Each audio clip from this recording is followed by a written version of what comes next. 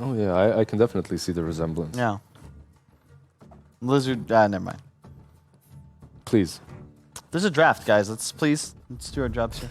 All right, the Pugna is banned out by Empire this time. Not like They that. learned their lesson. I am tiny. All right, they grab They didn't some. want to deal with it again. Yeah, they grab some extra burst here with the Tiny. It is like a versatile pick like before, but it's pretty good when you're playing versus a Void that you have this insta burst initiation now? that can blow him up. Nothing. I just like I sometimes I have these like moments where it's like, what the hell am I doing? With your life? Yeah. Yeah. Not with okay. my life, but I've made very good choices in that regard. I just mean like I can understand Twitch chat's confusion at times because I honestly say some stuff and I'm just like, why the hell did I do that? That's part of What's the wrong? beauty. It's the beauty of our job. I guess. You say it's forever immortalized, and you have to lump it, deal with it. It's life. Now, let's not get philosophical. Don't get me started. It's too late. It's too early and too late simultaneously. I like Lich in this spot. It's a lot of AoE damage. You can clear out the illusions of TB quite easily. But with a Rubik, it's a bit awkward. It's a very strong laning combo with the Void. Yeah. But I'm always just concerned when I see two squishy int heroes as my support duo without any ability to shift it. And on the other hand, you have this Tiny, and I mentioned how he would like to jump and blow targets up. Now you have Lich and Rubik, both very susceptible to just dying to one-man combo. And I don't know how much stock you put into pub statistics, but Tiny's win rate after this latest patch was the most improved of any 4 position. And when you're against 2 heroes that you can effectively combo to death once you get your level 10 up or so, it's a little spooky. I like it, the fact that we touched on it before, that Tiny for a while, you were saying, Liz, was the CIS pick of it all, and now it's become like the pick of everyone. Everyone's loving a bit of Tiny action. Oh, yeah. I think one of the players that really plays it the most still, that never stopped, is Velhauer, right? Like, he continued. He loves these brawling. Tree. The tree and the Tiny. So we'll see if everyone else can replicate that. But this looks like, wait, what was their... It's Venge. Okay. So this Tiny is a core, right? Or it could be Vengeful offlane and Tiny 4. They could do that as well. We'll see how they decide to round up their draft, but so far it looks like... I'm not sure. What do you think, Tiny or Venge? I think it could be either. I think a core Tiny makes more sense, though, because of how squishy these heroes are, because you're going to be so tanky. Void just kind of tickles you. And you have swap for the chrono that you want to use from a support position. Yeah, yes. It makes sense. And this, though, is the danger of picking a combo like Lich and Rubik, because ultimately you're going to get 2v1 by an Undying. Like, you can't really lane against him with either of these heroes, and the Quap makes a lot of sense for Cyber Legacy. I like this pick. It's a pretty good matchup against Tiny middle, if that's what they're expecting, and good synergy with the Void. You have burst damage now to kill the TB. Makes sense. Yeah, not really that easy to counter with your last pick as well. That mid lane, they ban out the puck. You don't really have too many heroes that deal with her that well. You got to ban LC now, I have to imagine, if you're Cyber Legacy, because that's just a killer for your draft. We've seen the combinations with carries. Obviously didn't work out so well in the previous game, but still got potential. But when you have LC Venge TV, your late game is secured, and Quap is just so frustrating to play because you have to snowball. Any more than like 2-3 deaths is a bad game for Quap. And you tank a duel, you're in big trouble. They ban out all this burst. They ban out the Dragonite instead. Like, they're thinking, okay, this DK still could go offlane, could go mid. They could put Tiny somewhere else. They could put him on the offlane, and then DK just does not care about Queen of Pain at all. And it rounds up the draft really, really well because it gives you that extra pushing potential. Also benefits from the Venge, the same like TB, and just delays the Quap. Like, as a Quap, what you want to be doing is the moment you get that, let's say, level 6 and first power rune, you want to rotate. And he punishes you instantly because he forms up and takes your tower, or at least half of it, right? So it's the way the heroes are played. Dragonite is just very good against her. It's a decent ban. What do you think they need to now just round it out, though? What do you reckon they're going to go for? Well, if his words were right, they should go for Legion Commander here, right? Like, that's something that they could go for too. They don't have, besides Tiny, they don't have a lot of burst, but it is... What else? Void was the carry, right? How do you feel about Underlord or something like that? It would give you a lot of root versus the Quap. Where are you getting these ideas? It was picked by both of these teams. It was banned out in the last game as well. Like, it was. They're not falling from the sky to me. Okay. I could see it. It is kind of nice against Void. I hate playing Underlord into Rubik though, because if you give away fire, it's pretty everything. game-losing. Whatever he steals is strong. Yeah, that's true. I really think you just need some lockdown. They might want a bit more team fight. I could see that being a requirement, but I think just having a cleanse is so strong. An Abaddon and Omni Knight's also a possibility, but when you already have Undying, you are lacking that lockdown. I'd like to see them fill that gap. Void Spirit, final selection for Legacy here. It's okay, but still, there's just not much for this TB, and I really think Undying is just going to rock this game. Gives them a little bit of versatility with the Void Spirit, right? You can lane him differently, co-op, and Void Spirit kind of fit the same role and can be offlane, can be mid, so it gives you a little bit of flex when it comes to these picks, and you can adjust to their last pick at least. Right now, we're more positive for what Cyber Legacy have got to offer. We have to see the last pick. I will say Void is definitely stronger than I figured it was at the start of this group stage. I've been also watching a couple more pubs. I'm watching Ortiz stream and play Void constantly. I think a big part of it is just that there's multiple different builds you can go that all feel pretty good. I've even seen a Void by drums. I don't agree with it, but it looked good in the game. Yeah, drums look good on any hero, right? Exactly. But I like the Midas build a lot. I've seen Mask of Madness into just straight up Battle Fury. It's an also really cool build, but it's one of the few heroes right now. Carries want to be this style where you're on map, but you're a threat. So Void can just farm enemy jungle. You have an escape mechanism. It's very tough to take you down. If you have Chrono, you're a threat. And you just farm offensively. And another Invoker with the TB. It's a real risky pick in this spot, but I've always loved Quaswex Invoker plus Undying. This is a throwback to when Koifa used to play mid for, what was it? Not Dignitas, but it was an orange team. God, I can't remember. They did it for Team Tinker as well. But basically, you just have Tombstone, Tornado, Tombstone, drop Ice Wall. Like, all of a sudden, you cannot fight in this area. And it's a really strong area control. This should be a Quaswex again, right? I would assume so. Yeah, they definitely need some more control from their mid laner, someone that's going to be active. I'm still waiting to see if Tiny will be their position 3. I suppose so, with the Vengeful being the 5. Yep. But again, I need to say one thing though. If if Venge and Undying are the supports, that feels just as bad as it feels worse than Rubik and Lich. Because on Rubik and Lich, at least you have this one core, one support that you know if he gets enough farm, he'll have a lot of impact in the game. On the other side, Vengeful and Undying, on support role, they do just as much with items as without. So it doesn't really influence the game later on all that much. Okay, I like the flower in your hair. Thank you. I feel precious. I was really distracted, so I didn't listen to everything he said, but it started and finished well. And you're going? I think we're going to get our first 3-game series. Woohoo! Finally. Finally. So it's Empire for this one with you. Yeah. But you went that way last time. Saga Legacy proved us wrong. Wait, you think Empire's going to win? No, I'm going to go with Saga Legacy. I'm going to go for 2-0. I called it. Yeah, at the beginning, I said that this should go 3 games because the teams are so close up. Yep. When it comes to skill, but this Invoker last pick just doesn't ooze with confidence for me. When it doesn't look like they have this major great plan. On the other hand, Quap and the Void. It's this typical. How many deaths does Quap have? 2 or less, Legacy win. More than 2, Empire. It's as simple as that. Yeah. That's the way it all goes. That's how it goes. Let's see. Hopefully everybody's getting to the game soon. That's it. That's time. Let's do it. Let's get into our game. Let's do it. Split for the first time between you two. We're only on our third game of the day, but we got No Matter 1437 to deliver this game. And, well, these guys are split. What do you guys think? I'm actually believing in Cyber Legacy this game. I think one factor we have to consider is there's going to be an Ags at some point in this game on Blizzy, and I think that's actually a huge factor in this game. That AoE silence could be a pretty big deal. Theban, what say you, sir? Listen, man, I'm looking for that 3-game series here. I think this Terrorblade, he's going to pop off. I think he's going to outfarm this Faceless Void. And hopefully that Alacrity plus the Vengeful Spirit Vengeance Aura TB with like 20-something K net worth is just going to shred. It doesn't matter if there's a Lich Frost Armor, Frost Shield in the fights, or a Void Spirit with Aghanims. If this TB gets buffed up, he's going to demolish everyone.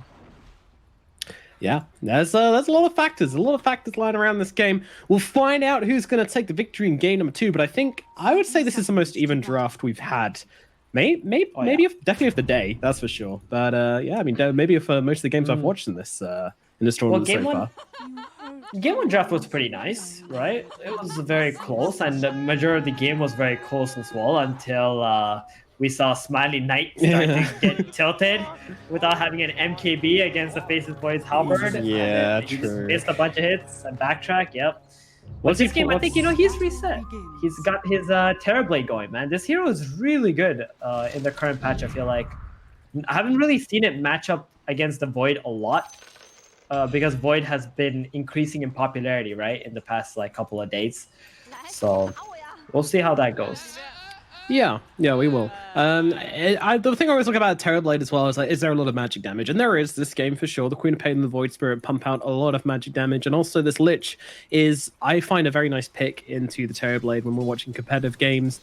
He's always got that Frost Shield to throw on somebody. Chain Frost can help get through his chunky armor as well and make him a little bit vulnerable with his low HP pool, especially early on if you can catch him out. So I think there are definitely factors which can slow Smiley Knight. It's definitely not a free TB game, that's for sure. And yeah, and the same way, considering they have a lot of magic damage, you also have a lot of squishy heroes on the side of Cyber Legacy, right? It's like 4 Int hero and a Faces Void. So, oh wow, look at that. Yeah, straight away, Blizzy. He's gone. He gets thrown down by the Terrorblade and by the Undying. This hero's not a joke, man. Terrorblade is not a joke. Ever since they removed that movement speed reduction on his Metamorph, his early levels have been so impactful. They can really chase heroes down. You know, they picked this Void Spirit because they didn't want to pick a Strength hero into the Undying and get punished if you send that hero to the offlane, but it doesn't even matter if you're a Strength hero or not. You're still getting punished by this Undying Terrorblade combo at the moment. Yeah, and I love that he went for the Orb of Venom on Ekanada as well. You know, it just makes all the difference, being able to slow people down and giving the TB a chance to get that huge damage off. And yeah, I think Blizzy may be overestimating the effectiveness of Resonant Pulse there a little bit, leading to his demise. So Bignum and Ekanada just going to trade on the side here. Always annoying to trade into an Undying, but he's doing his best. Bottom Slayer. Oh, ooh, get very, very low. Gets it's alive. Yep, Salve comes out. They're going to go hunting for him, though. Let's see. They'll have the stun available. They'll have an avalanche as well. And Mastery's actually not that healthy, though. Kuman's coming on over. Doesn't actually have the time walk to close the gap, though. Slayer just trying to do it with right clicks. And the toss comes out onto the Tiny. Slayer keeping himself away and should be nice and healthy. It's very interesting. James is gone for the tree throw, like, as a support. He wants to deny, right? I don't actually see that. I mean, he hasn't got any. Okay, he got 1 deny now. Hey, that deny is worth it. Yeah, I do feel like maybe he feels like the combo is not that good against the Void, but Tiny support really needs that. Oh, what? Oh, he got the courier like that?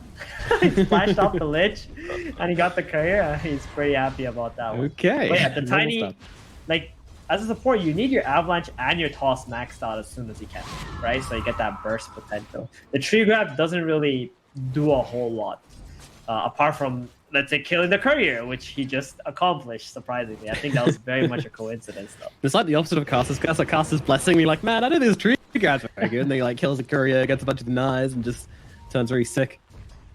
Caster's Blessing.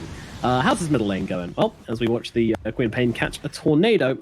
Magical, not particularly healthy into Lightless, but definitely healthy when you're looking at the CS chart. It's 17 and 5 for Magical, but oh no, it's actually up in the top lane as they kill off Ekanat. Better revenge at last. He started to run out of some resources, so ends up dying here. But he's gonna come back with 2 healing salves for his Terrorblade, and here comes the second meta out now. That's gonna push Cyber Legacy out. Yeah, you get away from that dude whenever he pops that. Yeah, unfortunately, Blizzy can't really do much into the TB. I'm a little bit surprised about his build. I would have thought maybe trying to get a Dissimulate just to dodge some of the damage from these Metamorphosis. Yeah, Blizzy could actually be in a bit of trouble here, but meanwhile at mid, Lightless also being hunted down here. Nice toss down to the low ground. Meanwhile, Magical keeping his distance. And looks like no blood will be spilt in the middle lane. Yoink by Slayer. Got their Arcane Rune. That's really nice rune for someone like a Lich. Just keep on spamming your Frost Blast. You even got a Mango as well. Yeah, James is trying to trade here. He seems to be rating his damage pretty highly, but I don't think he wins this James? one. He's just gonna straight up die, He dude. doesn't. Oh my What? goodness. He completely underestimated the power of this arcade rune. And Yeah. the fact that Lich has level 2 Frost Blast. I mean, that's normal though for Lich is to go level 2 Frost Blast on 3. But yeah, definitely underestimated. Gotta respect the ice. Ice isn't always nice, as we well know. So what do you think about, I mean, the Vengeful Spirit as the offlaner here, playing up into the Void? I can't really see the Void struggling too much in this matchup, and so far, so good as he's 5 CS ahead. Well, the Void doesn't have a whole lot of pressure. Oh, Magical is actually being chased around. I'm sure he's gonna be okay, right? Yeah, just a bit of pressure. He's James alright. actually went for the toss He's back just gonna there, but blink up. unfortunately was unable to do so. So the Void is paired up with the Lich, and the Lich is taking a lot of that pressure off with, you know, the Frost Shield and tanking up some of the damage, and Void also has that Time Walk, so there's not a whole lot the bench can do at this point. Like, he's just in the offlane so he can get a little bit more XP, so he can become this aura ball for his team much earlier into the game. And they wanted something ranged to fight up into the Void Lich, or else the Void Lich would just demolish like most melee heroes that go into the offlane. And I just want to go back to Magical Heroes. We did see him running away at the top there, but what actually happened was Magical went and abused his mobility to steal the enemy's bounty rune.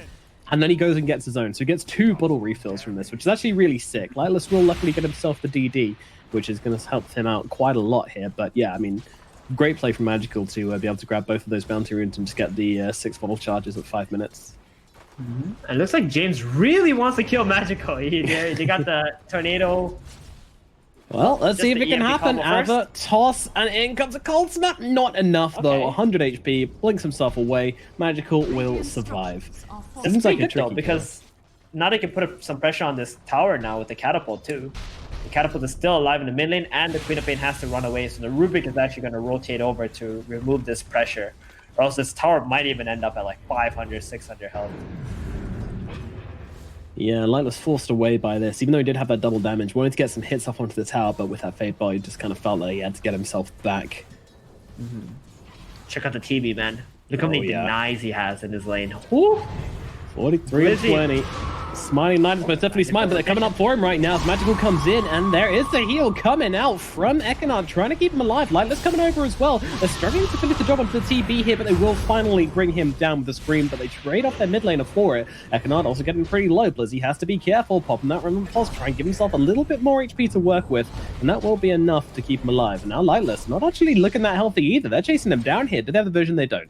So Invoker can Ghost Walk himself away, but still a great rotation to the top lane from Cyber Legacy, I would say. They lose their Queen of Pain, but a kill onto the Terrorblade is very, very much worth it. Yeah, I think so too. I mean, his meta's on cooldown. He will go start focusing on his jungling now, since he doesn't have meta up. He's got level 3 Conjure Image. So this is where the Terrorblade's farm is going to start to pick up. In the meantime, Blizzy is going to get some much needed space without anybody contesting his creeps anymore, which is also going to be very nice. So does that death on the Queen of Bottom Pain lane. count? Hold on 1 second, Theban. We need to watch this that. Venge die, because this is actually a pretty big deal, because now we've had the TB dying top, and Kuman finding a kill down in the bottom lane without even having to use Chrono at that, so he's going to be feeling pretty good about that one. Wow. Look at Kuman's net worth. What?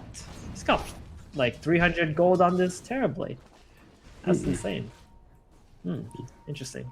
So I was going to say, does that death on the Queen of Pain count for one of the 2 deaths the panelist said that the Queen is allowed to have in this game?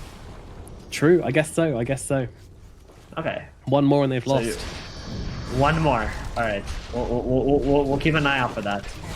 But I would... James. Down in the bottom lane. Just getting Another one really good. again. Dude, you don't want to be feeding Kuman, man. No. This guy is... He's almost got that hand of Midas. Again, we saw what happened last game, how his net worth just started to skyrocket after he got that, and how he focused on his farm. It's at 4k net worth already with 2 kills. Gotta be very careful fighting up against this hero, especially with the Lich as your support.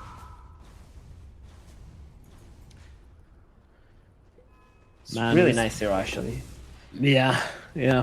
The Void really pulling ahead though, and I think this is something which they're going to try and now deal with it. So moving the heroes in, Ekanart turning up to this bottom lane, Mastery coming back, James coming over as well here. But, you know, the Void probably just TPs himself top here with all this pressure. Smite Knight's even farming nearby. Oh, actually he's farming the Ancients. Okay, fair enough. Metamorphosis and Conjure Image. Worth. This is where he's going to get a lot of his net worth, and he's also going for the drums. So he wants to be able to battle with his team a little bit earlier with his build, maybe even go mid and pop a meta, try to get that mid tower, which would be very nice. Let's say around 12 or 13 minutes. Bottom lane, they're coming in pretty deep here. Stun comes down onto Kuman, but they immediately get off that Ice Shield onto him, and they dodge out the Tornado as well, which would have taken it off. Trying to chase down Mastery, but in the backlines, they're going in pretty deep, so they take down Slayer. Meanwhile, on the side, as he comes in, the Feybolt take down Ekanart. Meanwhile, Lightless just running himself away under the cover of Indus, but James is pretty deep under this tower, and he is not getting out of this one in too deep. And see you later, buddy. James gets brought down, and just as a timely Midas arrives from the Void. Man, that was very overly ambitious by Empire there. This Vengeance like only level 6. Doesn't have a whole lot of impact in these fights. They dropped the tomb in the back. They thought it was a good idea, but this Void is just like unkillable at this point. Yeah, this is the scary truth. And I mean, the TB was farming in the meantime. You know, the Void's kind of trapped under tower, not hitting creeps and having to deal with heroes on top of him. But, you know, now he's just kind of got this Midas finish. He's running into the jungle, even finds himself a double damage to help out as well. So we'll probably be pulling ahead off that TB pretty hugely. And he's going to go top now, start pressuring up here too. Empire is not going to be able to counter this rotation from the Faceless Void. So I assume Kuman is probably getting a free tower here top, while they're going to try to go bottom and apply their own pressure for Empire side. And Terrorblade, he has no plans of like joining up quite yet. His meta still on cooldown. Doesn't want to get cornered up either. Yeah, and the thing is, Magical can't actually do much in this laning phase because every single time he turns up to the lane, he just keeps getting his mana taken away. And Magical's kind of, like, you can tell he's frustrated about this. He wants to be countering the rotations of Empire. He wants to be turning up to the fights, which he has been doing a bit, but not as much as he would have liked. He wants to play a way more active game than this. And Cyber Legacy are setting up to defend this at bottom. But they cannot just running in by the tower. Man. Why don't Cyber Legacy just go middle? If they already know Empire is rotating bottom, that's like a free tower there, and Void is already taking a free tower top. He literally just got a free tower top. No one contested him. They really want to defend this bad, but I don't know. It could turn out real sour.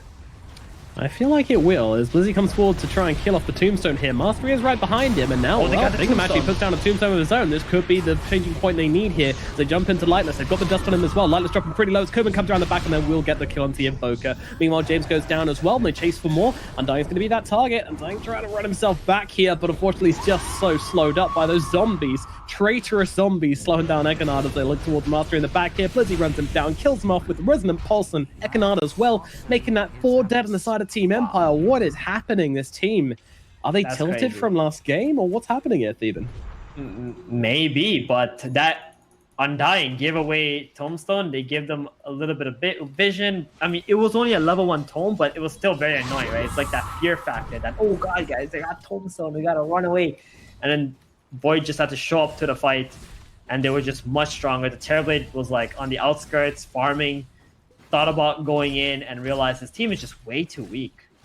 They're only like level 6 on majority of the heroes. Venge is only level 7. The Rubik, the position 5 Rubik, or position 4 Rubik is like level 8 already, with Aether Lens. 13 minutes in. Yeah, Bignum is having a pull. I mean, this is a Bignum Rubik. This is a classic of the CAS region. If you give this guy Rubik in a good Rubik game, then expect big things. And that's exactly what we're seeing. Meanwhile, Void Spirit, he's taking his way towards... I mean, he's pretty much got his Yules. They've given him mid just to finish this one up. And when he gets there, that's going to give him just more setup potential, really. I mean, that's... Yeah, it's nice for the, you know, purging stuff off or getting yourself out of danger. But in this kind of game, there's not really too much for him to be worried about with that. He just wants to set up for the Aether Remnant. So what is TV's plan now? His team is super weak. Hit creeps, I guess. He knows that they're going to amplify him later, but if they don't, you know, bring themselves back into the game somehow, the TV alone won't be enough in this game now. Because most of the cores on Cyber Legacy, they're doing great. I mean, the other 2 cores are actually way higher net worth than the opponents. Meanwhile, Kuman's looking forward here. He gets chrono. himself the easiest two-man chrono of his life as they can kill off the Undying and now look towards James as well. James, I don't know where he's wandering to. There's really nowhere to go. And they will Jeez, frost man. shield the outpost. I didn't even know you could do that still, but there you go. This is looking very, very one-sided at the moment, especially how Empire just keep tossing their heroes into Cyber Legacy, hoping for a different outcome than what they've been getting the entirety of this game. They gotta make We're some making better plans, space. man. They gotta smoke up. They gotta try to play on the other side of the map where they can maybe get like a pick off. It feels like Cyber Legacy have already planted themselves in this bottom jungle, and they don't plan to give it up to the Empire. Bignum steals the sword. All right, Slayer. Oh, right, come on, buddy. man. I mean, he is level 9. He is more valuable. That is true. And he's 5-0 too. He's on a mega kill, so... Yeah, and now he's got the nether swap stolen, but Jesus, I mean, he even frost shielded the Rubik, man. Like, this guy's like, don't worry, buddy, I'd save you. Oh, no. Jesus, Bignum. No chill, this guy. No chill at all. He's playing pretty far forward here, but that's because he knows. He's got a friend around the back lines, and that friend's name is Blizzy, and he's going to set up onto the Undying, but the Undying drops a tombstone on the high ground, and they can just shift it out. Shift it into reverse, and it will let them waste this tombstone cooldown. I'm glad that the cores on Empire have actually slowed the game down a little bit, right? The Invoker started staying around middle, finishes Orchid now. They realized they need items. So because of that, they've actually stabilized the game at least at 5,000 net worth they don't need for Cyber Legacy. So for the past like 3 minutes, they've been farming just as much as Cyber Legacy have. Mm-hmm. And there's a DD here. You definitely don't want to give that to the... Okay. They've lost their He's chance. going to scoop that one up. Oh, avoid the tornado so it doesn't get purged up, but he's going to get himself avalanched up into the air. The swap comes out and then counter swap from Bignum. Meanwhile, oh my god, that chain frost. It's doing hella work. I don't know, it's staying on the heroes, but that is a blessed chain frost here.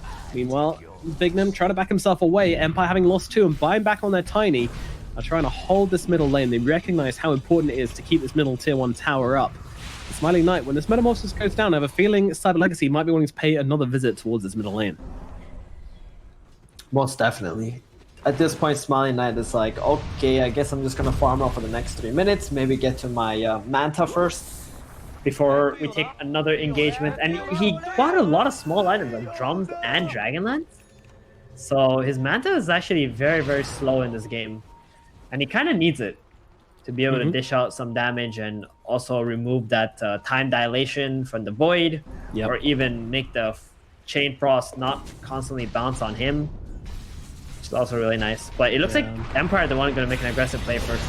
Well, looking for Kuman, they have the silence up. Slayer though, coming in from the side already, throws down the frost shield, but immediately gets purged off and tries to stop it happening, but there's nothing he can really do, and he's just going to be adding another log to this fire. Well, Empire make a successful rotation onto Kuman here. This is actually a pretty big deal. Huge.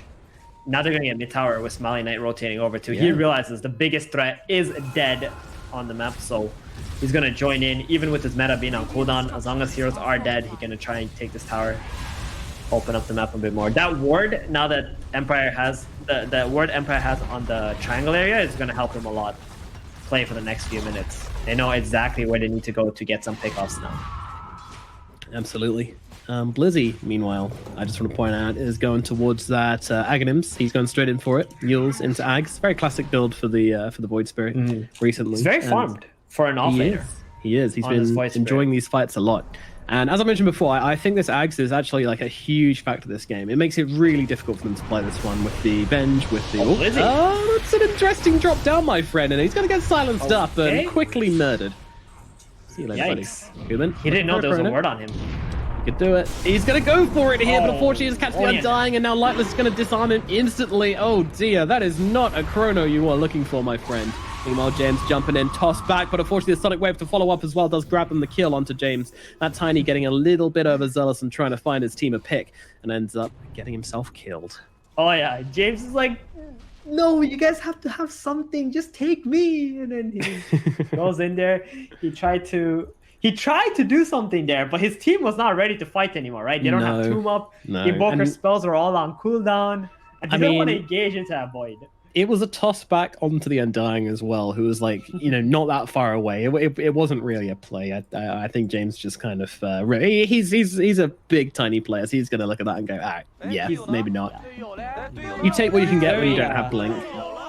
He's bloodthirsty. That's what it is, He wants to get back at Cyber Legacy for game 1 and whatever happened in this bottom lane. Just trying to prove his worth. All those in the bar watching the game take place. Hello, everybody in that somewhat sports-looking bar over there. Meanwhile, Lich is in a bit of trouble. See you later. He gets his pickle nice and tickled. And Empire just taking control of this area of the map. Yeah. Oh man, dude, it's all this ward that they have in this triangle area that Cyber Legacy haven't dewarded. It's been allowing them to get like the last 3 or 4 kills now on Empire, and it's bringing them back into the game. The network lead down to 3K. 90 minutes in, at this point, that's nothing, right? 3K gold, 90 minutes in, absolutely nothing. Yeah, in a faceless TB game, that is absolutely nothing. You're right. Yeah. And Roshan is going to be the next big factor. You see us being pinged out actually here by Bignum. So clearly they suspect something, and they know they need to take back control of this area somehow. But without their Chronosphere, that is a very tall ask. Yeah. They got the Manta now too on the Terrorblade, and this is where the level 4 Vengeance or a level 3 Wave of Terror is going to come into effect. Alacrity also going to be real nice to give that bonus attack speed to the Terrorblade, because the TBR does hella damage. Or he even got a DD. If they can get a kill here, that's just Roshan for Empire, I think. Undying, Cliffed. They've got the Fear. Yep, there you go. All right, he's now on the cliff for the foreseeable future. That's not TP. To be honest, though, I mean, there's worse places to be. Okay. Yeah. What's the plan? They're gonna swap him down, or they're gonna toss him out? Okay, down, nice. That works. That works. Cute. James comes over and just gives him a little helping hand. What a bro. An absolute guy. I guess a DD is not gonna be utilized. This is a pretty nice DD if they could have used it. Perfectly timed with that Manta pickup. Yeah, Smiling Knight would have absolutely destroyed a fight here, but unfortunately they also have a lot of discipline in not forcing anything too hard, which I think is important.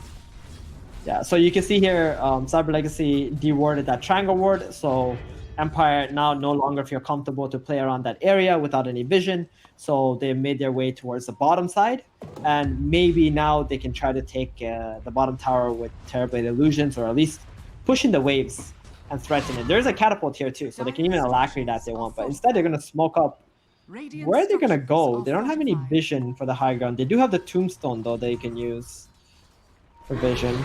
Oh, let's see, Econaut. Yep, there it is. Tombstone comes up, but immediately they're backing themselves away on the side of Cyber Legacy.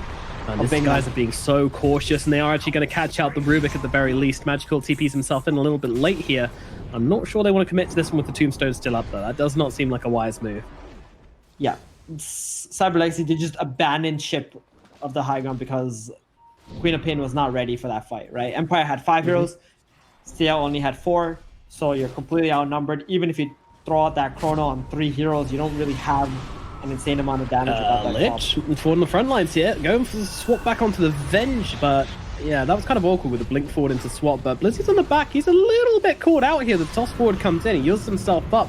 Now the Simulate comes out forward as well, but unfortunately straight into the arms of the Smiling Knight, but a nice Remnant comes down as well. Slayer throws it in. Chronosphere comes out. The disarm just about catch the void, and they can't finish the job. He's going to get off the Sunder, and no, he's not. Magical throws the Scream out into his face, and the Terrorblade is dead. Econaut trying to keep himself alive, but Restore It won't be enough as he backs himself away. Meanwhile, the backlines, Blizzy looking for the +1 onto James, and they have him. Yules comes out. Remnant comes down, Tiny is dead, and it's an ultra kill for Magical, cleaning up every single kill in that engagement.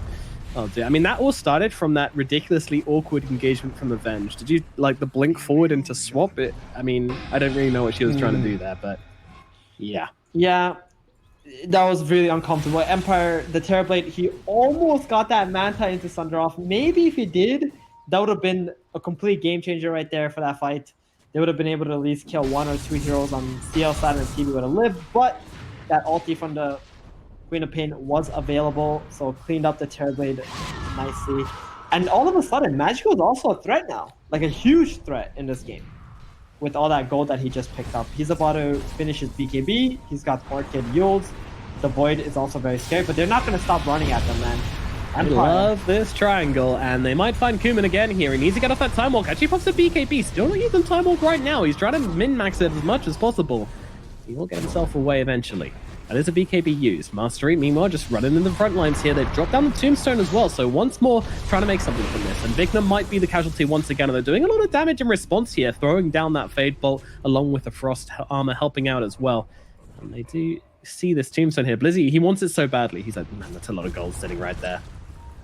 Yeah, they actually get away with the, like both teams that are all have all their heroes alive. Is very surprising. I think the Queen of Pain didn't want to get into that engagement because she doesn't have the Sonic Wave.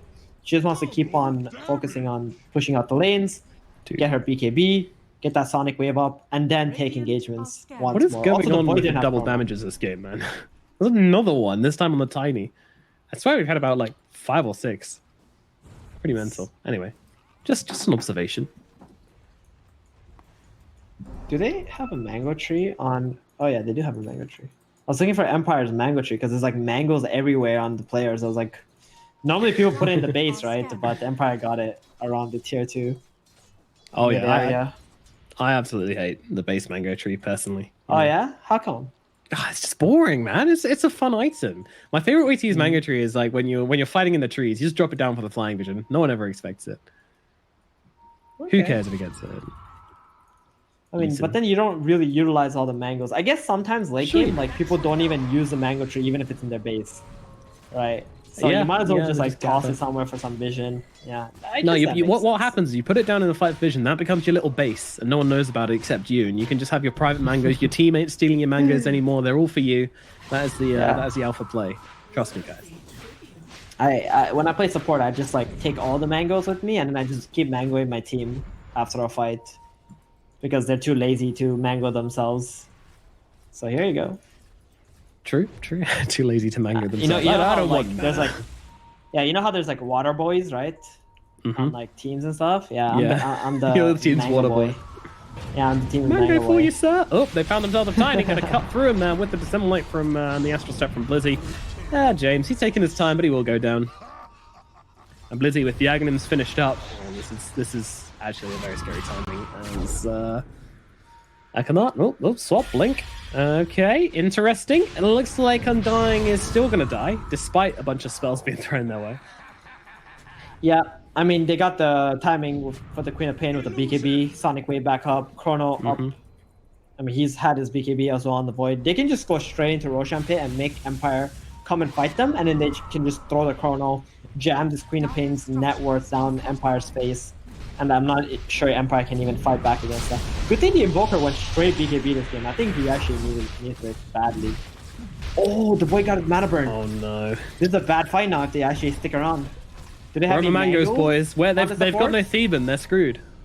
Yeah, no mango boys on the side of Cyber Legacy.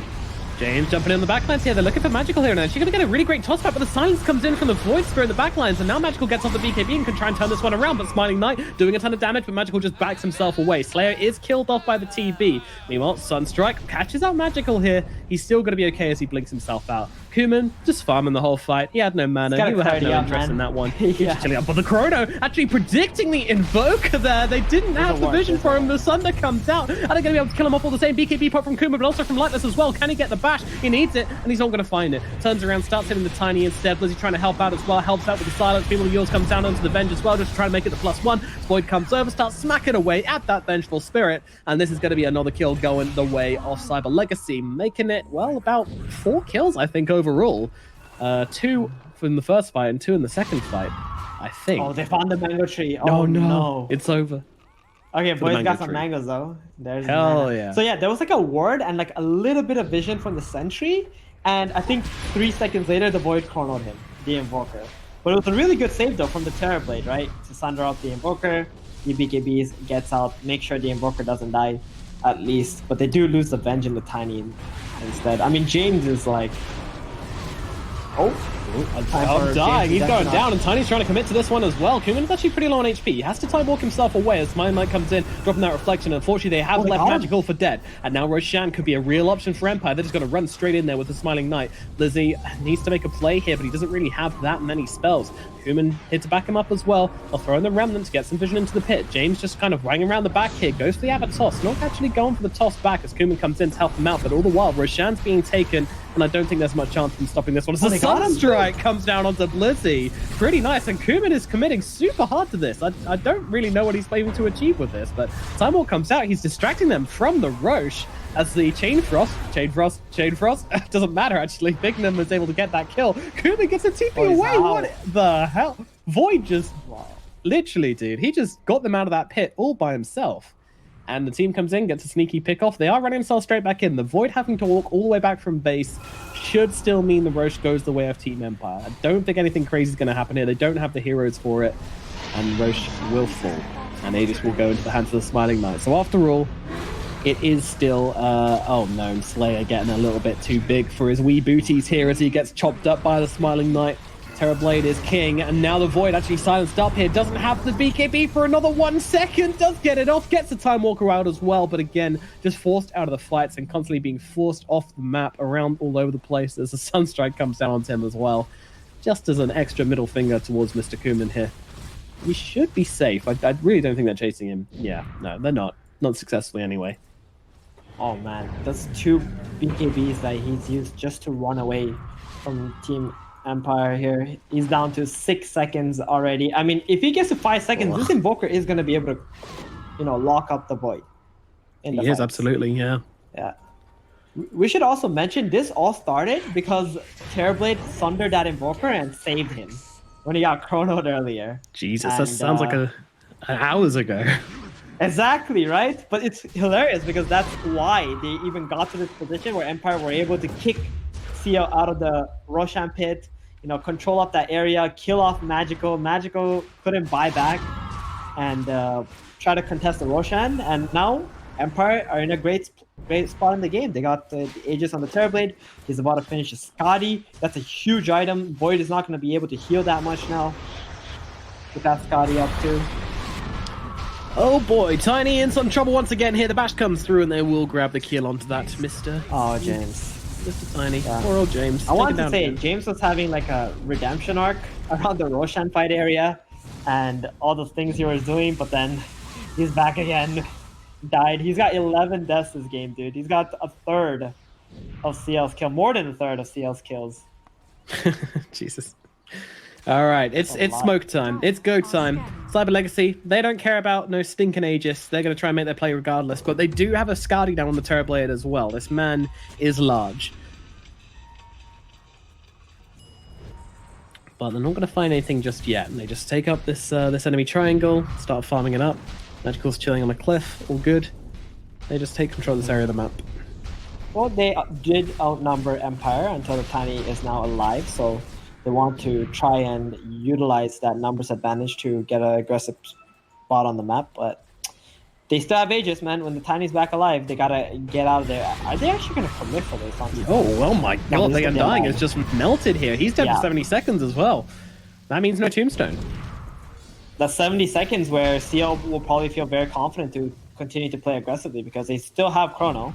Yep. Queen of Pain has all her items. So it's not bad. And Undying is a very important hero in these fights too. That Tombstone has been doing a lot of work in providing vision for Team Empire. You know, a lot of people say Dark Willow has 2 ults, but I think the real hero with 2 ults is Terrorblade. No one else says Sunder. True. Definitely 2 ultimate spells. Oh. Invoker jumping onto the Void Spirit of the backlines, and nice dissimulate. Sunstrike's going to be off the mark as well. Blizzy now feeling a little bit safe to try and run himself away, but Smiley Knight trying to find him here, and they get actually the stun off, and Smiley Knight grabs the kill with his illusions and with that reflection. That's a pretty big pickoff. It is, especially since the Undying was dead. They even managed to protect the tier 1 tower. Kuman, he didn't feel comfortable committing to that fight or promoting anybody. He just wants his Aegis to end, I think. They got like 1 more minute left on the Aegis, and then after that, it's fair game once again. Like, I do want to mention, at this point in the game, this Terrorblade is becoming too big of a problem, right? Like, his net worth is 21,000, but let's not forget, he's getting buffed up by Alacrity, he's getting buffed up by Vengeance, Aura, then you get the Wave of Terror minus armor, so he'll do a little bit of more damage from that. So all these things essentially add up to Terrorblade having about, like, what, 27,000 net worth? Something like that. If he has all those active on him. So it's very scary, where on the Radiant side, they don't really have that. They have, like, one Frost Shield on the Faceless Void. That's, like, the only way that they can buff this Void. Yeah, exactly. It's a big difference between, you know, the reflective net worths, but that's actually then inflated again on the TB by his team, by this Venge, and by the Invoker as well. But they're going to go for that Venge right now, and in the front lines, he is not going to stand much of a chance of surviving this one. And Smite not actually running his face into this fight. His Aegis is going to run out in exactly 5 seconds. This is a really dangerous position for the TB to be in, but they are showing respect. Kuman backs himself away, but the TB is being controlled up. Aegis is now out. BKB and Sunder comes down from the Smiling Knight. His timing is impeccable as he backs himself away, and definitely getting himself to safety. Yeah, he knew exactly when that Aegis was going to run out. He actually dropped the BKB before he got taunted up by the Void Spirit, because he knew if he got taunted there and the Aegis runs up, boom, he's dead. So really good play. Smiling Knight definitely proven that he's not affected by the events of last game. This guy is cool as a cucumber on a winter's day. Oh, no. I just want to mention, again, he doesn't have an MKB in this game. The Void does have a Heaven's Hammer, so if he starts missing attacks on this Void again... Ready for some more of that all chat action? Yeah, we'll see that all chat once again. He's going for that Daedalus. He wants that burst damage. I mean, it kind of makes sense, right? Where everybody else doesn't really have any evasion, so you can just burst them down. If Blizzy goes into a fight and he gets hit by 2 or 3 volleys from the Terrorblade and his Lucius, he's dead. 100%. 100%.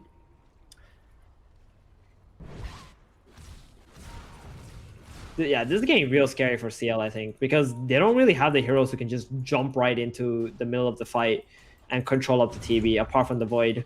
So the Void has a lot on his plate this game as to what he needs to accomplish in a team fight. The Quap, once she gets level 25, though, that's going to be a big timing for her, because then you get that fear onto the Terrorblade, and he'll be running away for a lot of the fight. That's going to be massive, actually. And not just for the TB, but also if they can get the Chrono off onto the TB and then fear off the Venge and the Invoker with those disarms and with those saves, then you can kill off that TB with the Chrono, which would be very nice. But not the easiest thing to pull off in the world. Oh, here comes the smoke. Slayer popping the smokes here. Kuman coming in. He has got that Chrono, but doesn't want to use it because they've got the lockdown regardless. Now the Chrono comes down onto both the Tiny and the TB, but they're taking some time to get through the Tiny, and now the Cataclysm coming down to follow up here. Not really catching on to much. Pickham trying to help out the Void, but he's taken down by Smiling Knight. Too much damage coming out from this Daedalus TB. He's just smashing fools and magical brought straight back into the thick of it. He has got a blink. Is he going to be able to get it off? Just about does it, and should survive on the side here. Wow. Dude, he has 600 damage when Alacrity is on him and the Vengeful Spirit is nearby. This Terrorblade is shredding already. A terrifying blade, and oh no, Lizzie gets tossed back once again here. Does have a ton of spells to throw down to keep himself alive, and gets himself a career in the process. Not bad. They're actually trying to turn this fight. Smiling Knight, oh my god, where did he go? The magic damage cuts through him like a knife, and now they look over towards James. James silenced up as Blizzy gets on the chase. Magical coming in from behind. Lightless is backing him off though. But god, I mean, I thought he just disappeared. He only had like 1,000 HP there or something, and then the Sonic Wave comes out.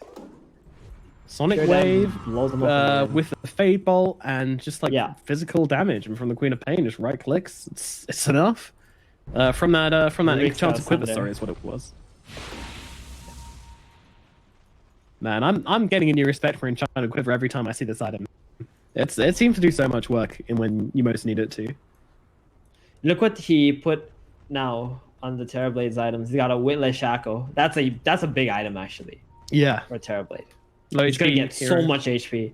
Yeah, I want to see the Satanic. This is what I wanted to say. Like, I want to see a Satanic on this Terrorblade. Just make himself completely unkillable because he's got all the damage sources coming from the Invoker and the Venge adding on to him already, right? Yeah. So he doesn't need more damage in this game. What he needs is to be able to stay alive in every single fight. Do you think the And the Daedalus Satanic was status overkill? assist. The Daedalus? No. I think it's 1 damage item is completely fine. Without the Daedalus, I don't think that Void would have even died in the last engagement. So it's fine. But he does need a Satanic though. Well, some new items being farmed up here. Void having to decide between the Titan Sliver and the Ninja Gears. So do you think Bignum is going to use the Sunder again to make himself low and then trade life with the TB and get like a quad bolt off and then burst him down like that? That'd be pretty sick. Uh-huh. Don't think so, but sure. I mean, if he does it, then Yeah, I'll be very just impressed. wait when you see him start tanking like Ancients or something, Yeah, then we'll know. and then you'll know what his plan is. I mean, it's either that or he's just going to use the Thunder to save his allies, which is a little bit more boring, but then, yeah, I mean, it's going to run out now anyway, so there's no opportunity here. What I actually that want to to see is Bignum letting himself get low, and then actually the Thunder's just run out. But what I would like to see next time he has Thunder, so make himself get super low, blink in, Sunder the TB, and then just get Thunder straight back again and die, because that would be really fun. Okay. It's like fails of the week plays. Hell yeah! All right. Magical this game has been split pushing very, very heavily. He does not want to let Empire fight 5-on-5. Nope. With And all this their is really auras. nice what he's done here. I mean, pushing this bottom lane, forcing someone to come back. Roshan is up, so Empire really can't afford to send anybody His back ward, for this. man. So. They're both playing around their wards. Mm-hmm. Or Reflection on Rubik. Not bad. Oh, sorry. It's Conjure Image. Oh no, Never Conjure mind. Image, never mind. Pretty bad. Oh, pretty bad. Pretty bad. Oh, Silence immediately onto the Tiny. Tiny as he tries to jump in here. He's just going to get taken down. And now they have the advantage. Chrono comes down. They're looking for the vent. BKB pop from Kum. He tries to take down the Vengeance Spirit. Surprisingly tanky, but they get both the kills regardless. And now, isolated, they could look towards taking down this Terrorblade, but he's got that BKB, and he's pretty scary with the Metamorphosis. Lightless backing him up as well. They can't actually fight into the TB, but as BKB's down, there might be an opportunity. Buyback coming out from the Venge here. She swaps the TB over towards the Invis rune. Okay, fair enough. Well, nevertheless. I hate to say it, but James butchered that fight real bad by jumping into the enemy vision there. Like, he just put his entire team out of position. The Faceless Boy's like, oh, well, this Tiny's a free kill. I'm just going to jump the backline that wants to help this Tiny. They get the Venge and the Undying in the same chrono. And this fight's just over right away. They can't do anything after that. They have to respect the TV though. Like, even though they killed 3 people and no one on the side of CL died, like, they have to respect this terribly. He just does way too much damage. Yeah, well, as long as either the Venge or the Invoker are behind him, then he can do everything he wants. If those heroes aren't there, then it's maybe a different story. Maybe they can actually turn into him and man fight him, but yeah, if those heroes are there, it's tricky. Kuman now going into Roshan, getting started with this. They know that there is no Metamorphosis available on the TB, so the Sunstrike coming down, they will know about this, but the team are here to defend them. But they're coming over. They want to take this fight. Empire are not going to give up Roshan for free. Rubik, with his illusions, going to scout them coming over. Reflection used by the Smiling Knight to force them out of this pit. And I don't think this Roche is going to anybody just yet. 41 minutes in. 16k gold advantage for Cyberlegs. 16k gold. I mean, that's a lot of gold. I mean, I know this TB's being buffed up, but you got to respect Magical in this game. He has had an absolute stonker of a game. And he's also got the Spell Prison and the Octarine Core right now, so his cooldown is ridiculous. So they jump in looking for a target right now. Venge's going to be the target. Actually swaps out the Undying, and now the Cataclysm comes down, doing not a whole lot. Mastery's going to drop. Meanwhile, they're looking towards the Undying as well. Smiling Light coming over, trying to do something, but without his Metamorphosis, he is but a potato rolling through the fight. They will back themselves out as Bignum gets himself into the river, and they take another couple of kills here, get another buyback for the side of out of the side of Team Empire. Again, these small little skirmishes paying huge dividends for the side of Cyber Legacy, but can they finally do Roche? Well, they still don't have meta for another 15 seconds, and they pop the BKB on the Terrorblade. They might actually have to wait it out, or at least let the Invoker throw some spells into this pit and slow down this Cyber Legacy Roche potential. Yeah. There's a bottom wave pushing in too with double catapults, so there's some pressure put on CL here to commit to the Roshan right now. And they're doing it. They're in the pit. They're taking him down. Void is going for it. And They got meta now. I mean, they're looking. No BKB Who do quite they yet. throw in, though? Who initiates this fight? There seems to be nothing they can do. Roshan falling low and will die just as Kuma gets bashed, but takes up the Aegis regardless. There's no threat. And they're going for a fight here. I mean, their bottom lane's actually pushed out, but they'll look in for something else here. Kuma popping that BKB to avoid the tornado. Meanwhile, on the sidelines, Magical gets a kill onto Wekanart, and that's a dieback, I believe, on the Undying. Yep, certainly is. Yep, he's dead for 70. So the TB decided to go for an Abyssal Blade instead of the Satanic. He feels like his team is not locking him down enough for him to be able to hit. So yeah, that's gonna make him a bit squishier, that's for sure. It does, however, make him somewhat of a hero whenever he's outside of meta, which is like something you could consider. But I mean, he's not playing for that. But it's a side effect of the Abyssal Blade on TB, which I think makes it a pretty value item.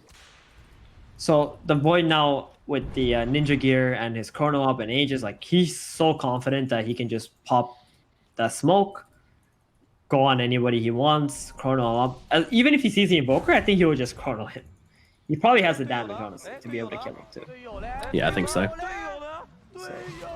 Anybody but the Terrorblade, if he finds him, he's gonna Chrono, kill him, make it outnumbered for Empire, and then they can just commit into this high ground, maybe force a TB meta out, and then back off, go in again, and your Chrono's gonna be up once more.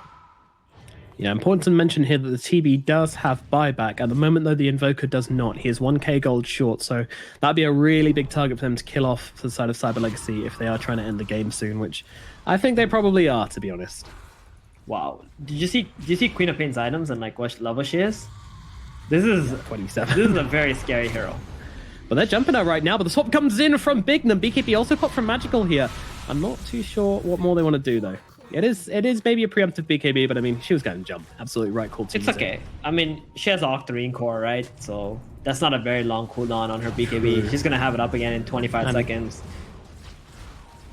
And Spell Prism as well, which helps out a lot. Yeah. Her cooldown's Spell Prism ridiculous. and an Arcade Rune. So right now, her ulti is 52 seconds. Blink is 2.5 second cooldown right now. Yeah, she needs to get to level 25 to get the 10% cooldown reduction at 15. Then we're going to see some real shit, but yeah. I mean, even so, 52-second cooldown on Sonic Wave. Like, Scream of Pain is a 3-second cooldown. Keep in mind, this has an AoE fear component as well. This is ridiculous. Yep. Dire's middle tower has fallen. They're just locked in their base now for Empire. They can't do anything while this Aegis is still up. They don't want to run into the Faceless Void and have to commit a fight where they toss out spells on that Aegis. So they're gonna have to chill until that's over before they can make any smoke plays. It just feels this tiny Undying support duo is just not working out. Like, these double melee support duos haven't been a thing for a while now, and you can see why. They're just too vulnerable in the fights. Divine Rapier picked up by the Terrorblade. Oh. You wanted damage, you wanted True Strike. This is it. Smiling Knight, all in. Mm-hmm. Maybe that was his plan when he bought the Daedalus. Wait, he put the Rapier back? I thought you couldn't drop Rapier once you... What? He's got it. Okay, cool. What are you talking about? No. I saw his illusion, and then I was like, wait, how did he put his Rapier back? Yeah. No, it's been a long couple of games. No worries, man. No worries. Kuma, no. All right. Well, I mean, to be fair, they're not getting much done with his Aegis, Cyber Legacy. Yeah. They're kind of controlling the map a bit. They've got a huge gold advantage, but in terms of actually breaking the high ground, hasn't happened.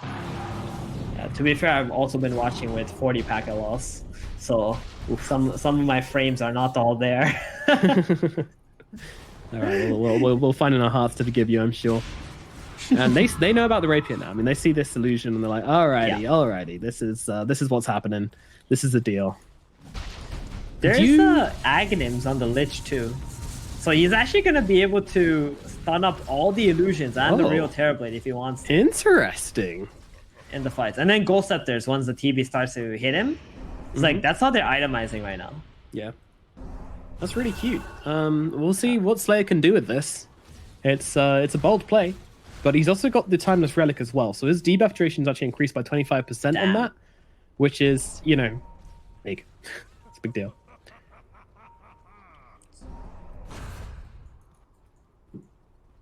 Yeah, I think Bignum I've been a little bit disappointed at this game on the Rubik. He's made one or two kind of nice plays. The swaps have been nice here and there, but it's ended up not being the best Rubik game in the world. Well, he hasn't died. That's what matters, I guess, right? True. Like because he hasn't died, and even if he's not doing anything, he has high net worth, he has high item, like a lot of items, and still has very good presence in the fights. Like just lifting up someone, setting up by just killing one of these supports with the lift. It's already a big accomplishment. I should look at KDAs before I speak. 1 death on the Rubik this game is actually insane. Yeah. So what does a Void have? Oh, okay. He went back for the Titan Sliver. He doesn't want that ninja gear. He knows that opponents are all sitting inside of the base. Doesn't need it. Oh, the fight's breaking out here as they found the Tiny on the front lines again. The botch initiation. They've actually got the Fear out onto the Terrorblade, controlling him, keeping him locked down, but he gives you Abyssal Blade to get over on top of Slayer. Slayer probably dead, although he actually keeping himself alive with the Ghost Scepter for rather a long time. Meanwhile, Kuman goes around the back and gets himself killed. Weknart. Now the Chrono comes down. Do they have the damage? No, because the swap Slayer on the Vengeful Spirit to get him out. And now he turns around. Look at the damage he's dropping onto Kuman. Kuman, though, coming in. Can they get the Rapier? Yes, they can. They bring him down, and they will claim the Rapier into the hands of the Faceless Void. Lightless, the only thing standing left in this fight, and he's going to get torn apart just as easily, and in a blink of an eye. Cyber Legacy, they may have just taken the whole game. A buyback comes out from the Terrorblade, but he is now Rapierless. He is also Undyingless. They're gonna have to buy back on their Invoker as well. One more stand possibly coming out here for Team Empire, but I mean that fight was just about as convincing as it gets. Too many threats on the side of Cyber Legacy for this TB to think about. He just gotta click all his buttons right away at the start of the fight, and once that BKB is down, the Void just goes in for the Chrono. The bench exposes herself. She dies. The TB still runs out of gas, and here comes this big Sonic wave right at the end, cleaning up the TB. Now they get that Rapier on the Faceless Void. How do they deal with this now? They don't have meta for 80 seconds. Kuman has all the status in the world. Yeah, I don't know, man. I don't know. This this Rapier turns the Void from a scary little purple dude to the purple Hulk, smashing down your buildings, flexing on you. There's nothing you can do. This Void looks at your girlfriend. What do you do? Nothing. Kuma's king. Smiling Knight. I mean, he's got a wealth of help behind him, so yeah, Kuman's not worried about it either. He's going to time walk everything off. Age is gone. Who cares? High ground being taken. 1 lane of barracks remaining at bottom. Cyber Legacy. What do they want to do about it? They're going for this right now. Mastery, they're chasing. They get the swap back onto the Void. Toss comes out as well. The Void is dead. What? The Rapier comes swinging back in the other direction. What a pick off. I mean, Okay, that's big. They gotta run down. They gotta run down a lane like this right now, right? Or try to see if Roshan is spawning. It could be spawning any second now. So 2 minutes and 5 seconds. oh, Won't be actually, for it's a still while. 2 minutes. Okay, never mind. Yeah. It won't be spawning. So their only real play right now is to try to run down mid, maybe force a Void back, and if he does that same mistake again and they kill him, they have an opportunity to end the game. This TB does a lot of damage, and this is the place on the map where Cyber Legacy don't want to be fighting, because there's so many chances for mistakes to occur, and they have to play with all their buybacks as well. Oh boy. Cyber Legacy, it was going so well, and now it is going so wrong. The swap back though, oh my goodness, he's under the tier 4s. Can they follow up though? The team's going to try and come in deep to try and save him. Void comes back into this fight as well, but they've already taken down Master in the backlines, and now the Chrono comes down. Is there any save coming in for the Terrorblade? Doesn't look like it. They'll take him down again. Rapier back into the hands of the Void as the Void gets tossed back in towards Ekmar. Says, okay, I'll smack this guy instead. Invoker's going to be the target. Invoker getting pretty damn low here, trying to get himself away with the swap back, trying to keep him controlled up. Does have the buyback on the Invoker, but that's about it. And I mean, come on, there is nothing left for surely for Empire. They gave it their best shot. They tried to get the first series of the tournament to go to 3 games, but they have failed just as everybody else has. And Cyber Legacy will take the victory with a 50k goal advantage in the end.